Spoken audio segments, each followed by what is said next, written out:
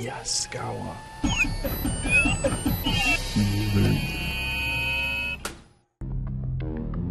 Welcome to the e-learning module, Yaskawa America Incorporated Network Communications, a Sales Focus. Hello, my name is Paul Avery, and I'm an engineer at Yaskawa America Incorporated. I will be your instructor today as we go through this e-learning module covering the variety of network communication options available for Yaskawa America Drive products. There are a variety of network communication protocols used in the industrial automation and motion control industry right now. The protocols that we will cover in this e-learning module will be the protocols that communicate with the Yaskawa 1000 series industrial drive product line. So the protocols we will be covering are Modbus RTU, Modbus TCP IP, DeviceNet, EtherNet IP, PROFIBUS, PROFINET, and EtherCAT. For each of these protocols, we will be covering a review of each protocol's technical aspects as well as some of its commercial aspects, the popularity of each protocol, so you will have some idea which protocols you will see most frequently in the field, as well as which protocols are gaining or losing popularity, the Yaskawa communication option card part number, and the PLC that will typically be connected to that specific protocol. So if you see a certain protocol, you will know what PLC to expect, and vice versa. And finally, we will take a look at some of the important technical and commercial aspects from a different perspective. The first protocol we will discuss is Modbus RTU. Modbus RTU was created by Modicon in the late 70s. It gained popularity because it is a simple messaging structure that would send one message to a device and then it would respond right back to it. It was developed specifically for industrial applications and environments. It has become the de facto protocol in industry because it is so easy to use and set up, as well as being one of the first. Modbus RTU is considered an open protocol, meaning the specifications of the protocol are available to the public, so any industrial control manufacturer can build this communication protocol into their product.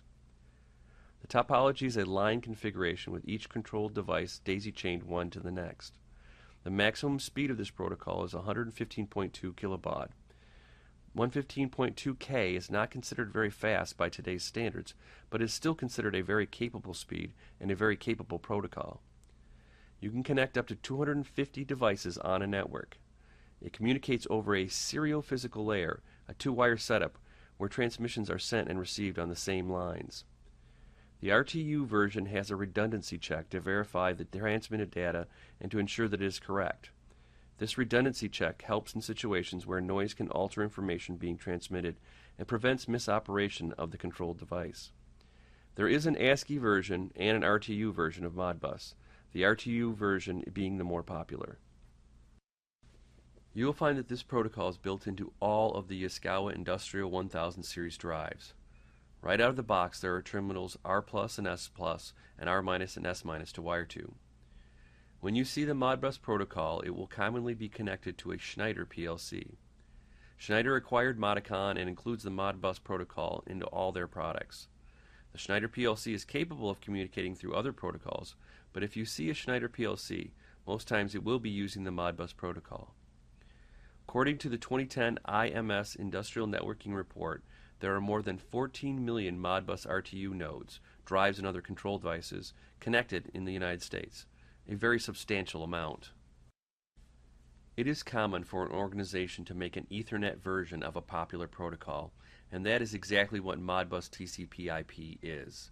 It is an Ethernet version of Modbus RTU. TCP IP simply stands for Transmission Control Protocol, Internet Protocol, which is a fancy way of saying it is a set of networking protocols that allows two or more computers to communicate. Developed in the late 90s, Modbus TCP IP was derived from the RTU version of Modbus.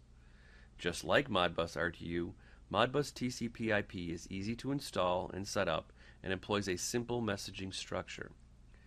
Modbus TCP IP utilizes the Ethernet physical layer for easy wiring that uses typical Ethernet RJ45 cabling and connectors. Just like all TCP IP networks, it connects via a specific port. Port 502 is the designated port for Modbus TCP IP.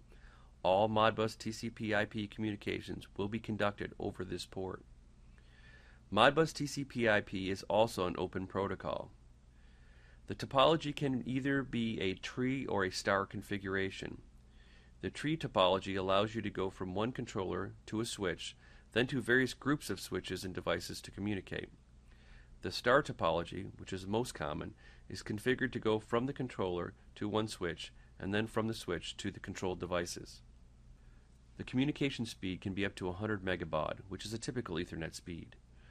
Theoretically, you can have an unlimited number of devices connected on this type of network because you could create an unlimited number of IP addresses.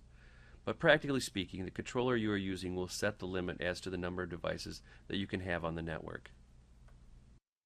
The Yaskawa Modbus TCP IP option card for the A1000 drive is part number SIEM3. The part number for the option card used in the V1000 drive is the SIEM3/V.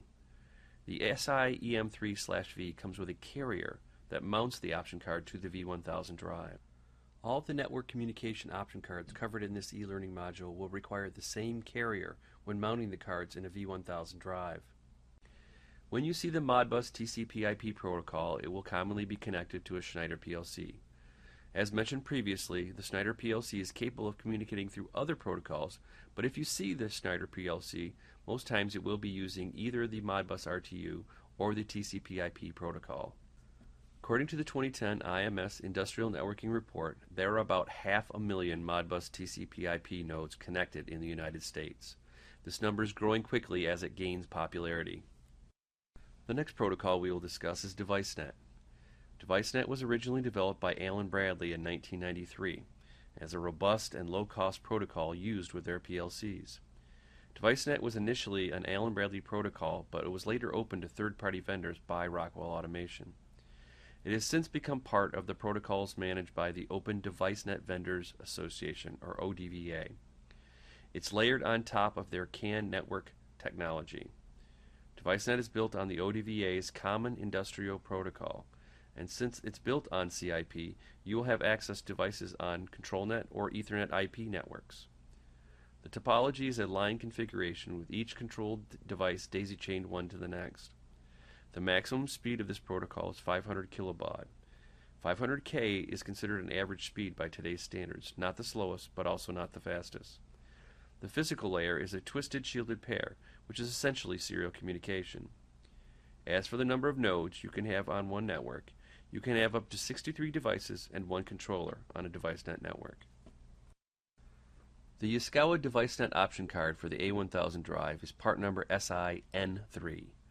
The part number for the option card used in the V1000 drive is the SIN3/V. When you see the DeviceNet protocol in an older system, it will likely be connected to an Allen Bradley PLC. Newer systems could be DeviceNet, but they could also be Ethernet IP, which we will discuss next. According to the 2010 IMS Industrial Networking Report, there are about 8 million DeviceNet nodes connected in the United States. The growth of this protocol is slowing as Ethernet IP grows in popularity. The next protocol we will discuss is Ethernet IP. Ethernet IP is sort of a brother protocol of DeviceNet. It was designed by Rockwell Automation as their Ethernet industrial protocol in the late 90s. It was specifically designed for industrial automation and process control applications. It is an open protocol and is managed by the ODVA. Being built on CIP, Common Industrial Protocol, you will have access to devices on ControlNet or DeviceNet networks. The topology can be line, tree, star, which is most popular, or ring. Speed is a typical Ethernet speed of up to 100 megabaud.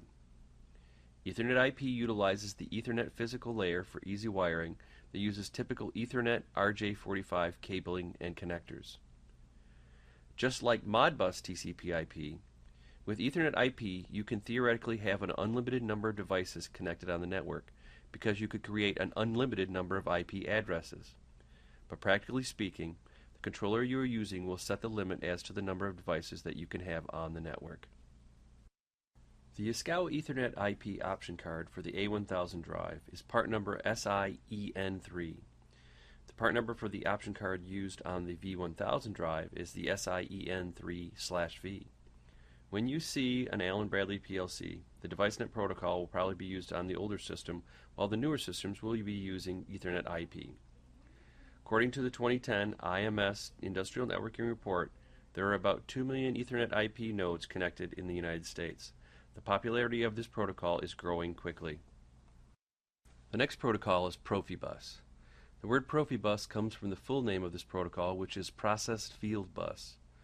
PROFIBUS was created in Germany by a group of engineers and researchers from well-known universities and industry-leading companies in 1989. Siemens quickly adopted PROFIBUS for all of its automation control products. It is an open protocol. The topology can either be line, tree, or star. Communication speed is up to 12 megabaud. 12 megabaud is considered an average speed by today's standards, not the slowest but also not the fastest. It is considered fast for a network that uses shielded twisted pair as its physical layer. Up to 126 devices can be connected in the same PROFIBUS network. PROFIBUS does have two versions. DP is the most common version and what we use to connect to a Yaskawa drive. The PA version is for applications that need to meet intrinsically safe requirements. The Yaskawa PROFIBUS option card for the A1000 drive is part number SIP3. The part number for the option card used on a V1000 drive is the SIP3/V. When you see a Siemens PLC, the PROFIBUS protocol will probably be used because of such a large installed base. According to the 2010 IMS Industrial Networking Report, there are about 6.5 million PROFIBUS nodes connected in the United States. The popularity of this protocol is slowing as its Ethernet counterpart, PROFINET, becomes more popular. As we come towards the end of our list, PROFINET is the next protocol we will discuss. PROFINET is PROFIBUS's Ethernet counterpart and is controlled by PROFIBUS and PROFINET International. It is an open protocol, just like PROFIBUS. Topology can be either line, tree, star, or ring. Speed is a typical Ethernet speed of up to 100 megabaud. PROFINET utilizes the Ethernet physical layer, just like Modbus TCP IP and Ethernet IP, for easy wiring that uses typical Ethernet RJ45 cabling and connectors. Just like Modbus TCP IP and Ethernet IP, you can theoretically have an unlimited number of devices connected on a PROFINET network because you could create an unlimited number of IP addresses. But practically speaking, the controller you are using will set a limit as to the number of devices that you can have on the network. The Yaskawa PROFINET option card for the A1000 drive is part number SIEP3. The part number for the option card used on the V1000 drive is the SIEP3/V. When you see a Siemens PLC, the PROFIBUS protocol will probably be used on an older system, while the newer system will be PROFINET. According to the 2010 IMS Industrial Networking Report, there are about 500,000 PROFINET nodes connected in the United States. The popularity of PROFINET is growing quickly, just like the other Ethernet-based protocols. The newest of the protocols we will discuss is EtherCAT. Its full name is Ethernet for Control Automation Technology. It was specifically designed for high-speed communications in motion control and servo applications. It was designed with short update times and low hardware costs in mind. The short update times are very important in motion control and servo applications that demand high accuracy and precision. While these update times may be faster than required for most drive applications, the capability for Yaskawa drives to communicate on an EtherCAT network gives us the capability to mix both Yaskawa drives, Yaskawa servos, and Yaskawa motion controllers on the same network. EtherCAT is an open protocol controlled by Beckhoff. The topology can either be a line or a ring. Speed is a typical Ethernet speed of up to 100 megabaud. EtherCAT, just like Modbus TCP IP, Ethernet IP, and PROFINET, utilizes the Ethernet physical layer for easy wiring that uses typical Ethernet RJ45 cabling and connectors. You can connect up to 65,535 devices onto the same EtherCAT network, but as we mentioned before, the actual number will be determined by the controller you are using. The Yaskawa EtherCAT option card for the A1000 drive is part number SIES3. The part number for the option card used on the V1000 drive is the SIES3/V. The EtherCAT protocol will be connected to a Beckhoff controller in most instances. According to the 2010 IMS Industrial Networking Report, There are about 135,000 EtherCAT nodes connected in the United States. The popularity of this EtherCAT is growing quickly, just like the other Ethernet-based protocols. We're going to change gears for the next part of this e-learning module. We're going to take a little different perspective. Previously, we have looked at a protocol and reviewed the specifications of that specific protocol. What we are going to do now is to look at the specification and explain it in more technical detail. The first specification we are going to discuss is the physical layer. Physical layer is defined as the basic networking hardware transmission technologies of a network, which basically means the cables, connectors, and switches of the network. For the protocols that we have discussed, there are two types of physical layers: shielded twisted pair and Ethernet. For the shielded twisted pair, you have a cable with either one or two sets of twisted shielded wires inside. For those with two sets of wires, one set is dedicated for the power supply and the other set is dedicated for the signal wires. Otherwise, a single pair will be just the signal wires. The protocols that use this type of physical layer are Modbus RTU, DeviceNet, and PROFIBUS. The other type of physical layer is the Ethernet physical layer. This should look familiar to you since this protocol uses connectors and cabling that can be found on computer networks in your office. It uses the same RJ45 connector, but a more industrialized, rugged shielded cable. The next specification we will discuss is network topology. Network topology can be described as the layout pattern of interconnections of the various elements or nodes of a computer network, which basically means how the network is wired. The first topology we will discuss is the line topology. The line topology is a basic daisy chain that wires from one device or node to the next, and to the next, and to the next. Advantages include it's very easy to connect all the devices together. It requires a minimum amount of cable as compared to the other cable configurations. It is easy to add more devices anywhere in the chain. Disadvantages include a component failure or cable failure in midstream will disable the entire network. If you want to add a device in the middle of the chain, the network must be disabled. The second topology is the ring topology. The ring topology is not as common as some of the others. It is basically the line topology, but the two ends are connected. Advantages include it is very easy to connect all the devices together. There is a redundancy built into the ring topology that if there was a failure in the communication line, the network will not go down, since an open ring topology is basically a line topology. Disadvantages include communication delay is directly proportional to the number of nodes in the network. Special functionality needs to be present in the nodes to be able to support a ring topology. The next topology we will discuss is the star topology. This topology is most common with the Ethernet-based protocols. Essentially, your controller is connected to a switch or a hub that in turn connects to the devices. Advantages include no disruptions to the network when connecting or removing devices. Disadvantages include failure of the central switch or hub renders the network inoperable. The last topology we will discuss is the tree topology. The tree is an extension of the star topology. A secondary hub is connected to a central or primary hub that controls the traffic to the network.